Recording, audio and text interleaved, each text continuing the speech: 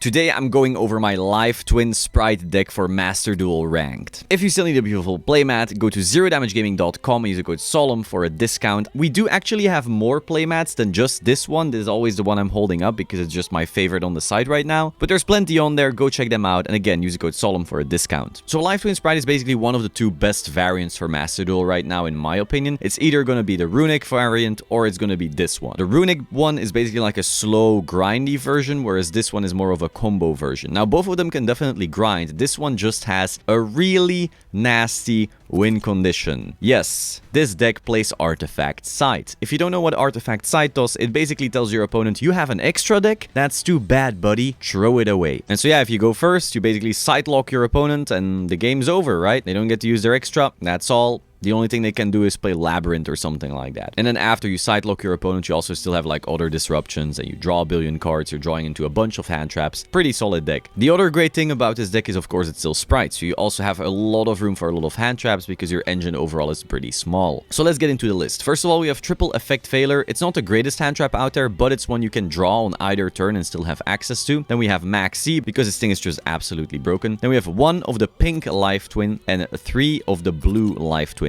This list is loosely based on the top 4 European Championship Live Twin list. I just had to change it a little bit because obviously the format is quite different. And also we have Pot of Prosperity at 1, which really hurts. So our Live Twin ratios are similar, but still some changes were made. Then we have 1 Frost because it's the best one to search. This one lets you draw on the opponent's turn. Then we have Triple Spright Blue, Triple Spright Jet, 1 Red and 1 Carrot. These are the typical Spright ratios. 2 Ghost Ogre. It is a fine hand trap to draw, but it's definitely not as good as some people are hyping it up to be. While a lot of people will say use this on Gigantic Spright and then destroy it and that's broken, that is true. Often they will already have a red if they opened any Spright card, like Blue, Jet, or Starter. So if they already have red set up together with a Tribute and Gigantic Spright, the Ogre doesn't do anything. Triple Ash, 1 Sight to sight lock people, 1 Nib. Nib is not the greatest hand trap because again, if we're going to be drawing into them as we are comboing, then this doesn't do anything. We don't want to get rid of our infinite recursion field, which is something Live Twin Spright can make. Like, why would you ever give that up for a Nib? With that being said, going second, drawing into it off Max C is really solid. Also, having it as a crossout target can be solid, so we still have 1. While it's true, often Spright does not play into Nibiru because we lock them out of summoning it with Gigantic Spright. There's still weird hands where it happens, so 1 for crossout isn't the worst, and again,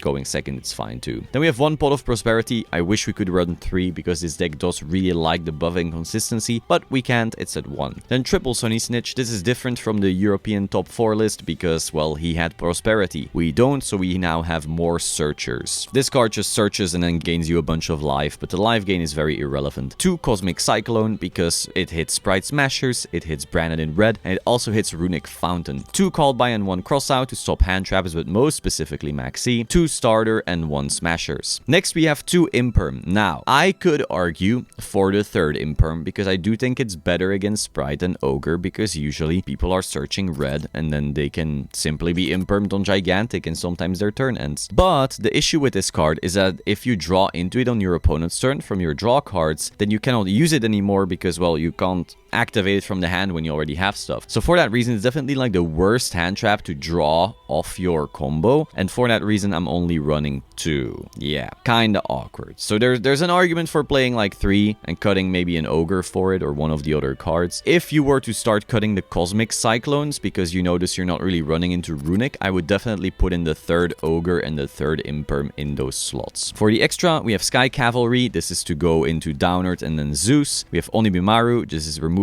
Again, all of this is being explained in my intro to Spright video. If you're interested in that, go check that out. 2 Gigantic Spright, then the Downerd again, Wipe, Zeus, bada beam, bada boom. Now the one weirder one here is Nightmare Kerberos. This is a Link 2, meaning it gets around the Spright lock, and it is a Fiend, meaning it gets around the Evil Twin lock, because some of the Evil Twin cards will actually say you can only special summon Fiends from the extra deck. So even under that lock, you can still get the Nightmare Kerberos out, and then it's removal from there, and can also work with IP. So then IP, this is usually not actually part of your combo, but if you still have like a weird hand where you do end up wanting wanting to make that. Boom, it's in here. And we have 1 Dagda. This is for the sight lock on our opponent. And then we have 2 of Kissekil and 1 of Lila. Finally, we have a Dark, great for the mirror, and 2 Spright Elf. And now let's go into a combo. So for this combo, we're going to just use the 1 Life Twin in our hand. We're going to ignore everything else, just pretend it doesn't exist, because I want you to see, well, what do you do with just a Life Twin? Maybe everything else is a hand trap. So we're going to normal summon, going to activate the effect, and we're going to get our Frost. This is important because Frost is going to be the drawer. And then we will make our gigantic Spright right here. Bada beam, bada boom. It's a beautiful, beefy big boy. And of course, that is going to search our blue. Yes, shocking. So we're going to activate this effect. Let's get rid of whatever. And we're going to special summon Spright Blue. Then Spright Blue will activate, getting Spright Jet. So next, we'll special summon the Jet. And we're going to look for our starter. Now, before you activate starter, this is very important. We do want to make the Dagda to set aside before activating starter. And the reason for this is that Dagda only sets up sight as a chain onto something you're already gonna do. If you activate starter now, there's actually no easy way for you to activate another effect that then creates the chain for Dagda. I know it's a little weird, just trust me, make the Dagda before using the starter. So now we're going to make the Dagda. Boom. Oh, this is such a toxic card. Like, I played this in Punk Brave. It's so weird we have it back here in Master Duel still. Sight finally got banned in the TCG, but here it's still running rampant. So next we're going to activate starter, and now because we already have red in our hand, I'm gonna choose carrot, but just pretend it's red this time. So we're going to get our starter out.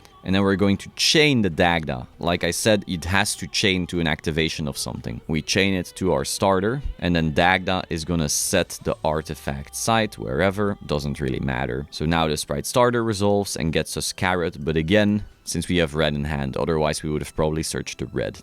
Generally, red is better than carrot. We even saw some Spright decks cutting carrot. Now next, we will make Spright Elf. Let's go right here. Oh, this card also got banned in the TCG, by the way. Sorry, I'm just... memories. So now we're going to activate our Spright Elf, and we're going to summon back the Life Twin that wasn't used yet. We're now going to go for pink. So we get that back. So now because we got a pink, we're going to make a pink. This together with this makes the pink Evil Twin. I always get the names switched up. So whether it's Kissekil or Lila, I constantly forget. So now we activate Kissekil, and very important actually, this is going to bring back the blue, and then it locks you into the Fiends. So if you still wanted to do any special summon from the extra deck, maybe somehow you got into an IP regardless, do it before activating this. So we activate it and we get ourselves our blue back. There's the blue. So now we're gonna make a blue out of this. So here is the blue. And so now the blue will bring back the pink. And then the pink will draw us a card. Again, which is why all those hand traps are so great. And we drew into a hand trap. Okay, cool. Finally, we want to turn those two into our pink one again. Because then during our opponent's main phase, we'll be able to special summon again. And that way create our sight lock. So as you can see right here, if this was a real game, I would now set our Smasher, special summon the red just to have an even better field, but I'm simply showing you right now what you can do with just a one card. So I'm going to end on this. Again, normally you would do more, but it is just to show you one card combo. So I'm going to end, and hopefully they don't do Raigeki. And so now here we have a bunch of options, right? Wow. But in a real game, you would now activate your pink. I know Spright Elf also looks kind of pink, but it is what it is. So then blue will come back, put it anywhere, preferably actually not in the place where Spright Elf is pointing to. And the reason is we want our side to come back in the Spright Elf zone, because that way if our opponent is holding Imperm and they don't have a phase up card yet, now they can chain that Imperm targeting the side so the side doesn't go off. But if it's in the Spright Elf arrow, they can't actually target the side at all. So we're gonna put it right here, and now of course their chain resolves, yeah, the Mice King, whatever. Then Lila will activate, and funnily enough our Frost also activates because our opponent is adding a card. Let's ignore that for now. We're simply going to destroy our own site. And sure, I'll draw the card, you know, make everyone happy. Let's go ahead. Let's draw a card. No more chains. We're done chaining cards. We're just gonna draw a card. Oh, look, another hand trap. That's how Life Twin works. All right, artifact side gets blown up. We're not chaining anything. We're simply going to special summon side to that arrow Spright Elf points to. And now our opponent gets sight locked. And that is basically how the combo works. From here, your Spright Elf would get back the the red, so you have one more negate. Again, you also have just a billion hand traps because you drew so much. All of this is still in our hand. Normally we would have an even bigger board, of course, because we would have set this and special summoned this, but the rest of your hand, like, just hand traps upon hand traps upon hand traps, and this board keeps on recurring itself, and your opponent can't play the game because of the side lock. Live Twin Spright is truly disgusting, even without Toad, because we still have sight. So that is all. Hope you found this interesting. Be sure to like, comment, subscribe, and I will see you soon. Ciao.